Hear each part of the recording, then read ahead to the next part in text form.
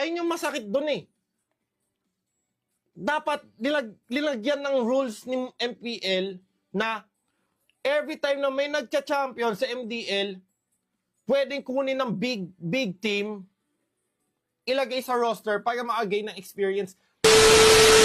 So ngayon, ang naging problema dito guys, ito yung as a casual naman tayo. As a business standing point yon, ito naman yung pinaka-crucial as a casual player, okay? Okay guys, hindi to pang didis sa Mobile Legend or sa MPL, but still, ito yung nakikita ko, okay? Na major problem. Wala nang opportunity for other people. Like I said, sino ba player base ng ML? Sino ba naglalago ng ML? Sino ba gusto maging pro sa ML? Mga bata.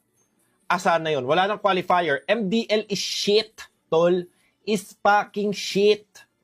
Hindi pa ba nila magets yun sa utak nila? Hindi gumagana yung MDL. It's never been working. It's never been good in the market. I think ayun yung pinaka-useless na tournament. Kasi okay, first thing first, pagka nag-register ka sa MDL, bawal ka sumali sa mga ibang tournament, kailangan mo magpaalam. Now, then, kailangan lang i-approve yun. Pag hindi nila i-approve, hindi ka pwedeng sumali sa mga ibang tournament. Parang, gets ko, gustong i-monopolize ni Moonton, or ni MPL, hindi okay, pag alam nyo lang, magkaiba yung si Moonton company yun, may game sila, iba nag-handle ng esports, iba din nag-handle ng game. Okay. Ngayon nalaman kayo lahat guys nung tinayo ko yung retrend yung kumpanya ko. Sabi ko, Moonton ako ng Moonton, hindi pala kasalanan ni Moonton. Okay. Yun. Ayun lang sa akin guys. Wait, di pa tapos. Ano pa ba sinasabi ko? Pero yun, sa MDL guys, hindi siya gagana. So pag nawala yung opportunity, nawala na yung, ano ba to? Nawala na yung excitement. Nawala na yung, alam niyo season 1 hanggang season 5, ayun yung golden era ng Mobile Legend. Hindi mo ma-replace, hindi mo mauulit kasi may franchise na. Pero ayun yung golden era ng MPL.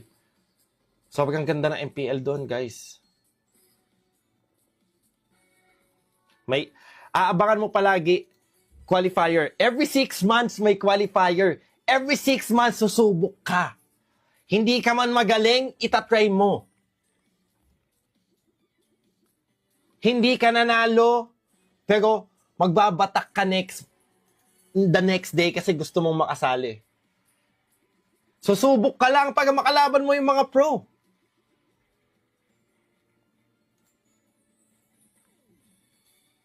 Hindi madaling abutin, pero kayang abutin. Ngayon, hindi mo maaabot, tol. Ngayon, hindi mo maaabot.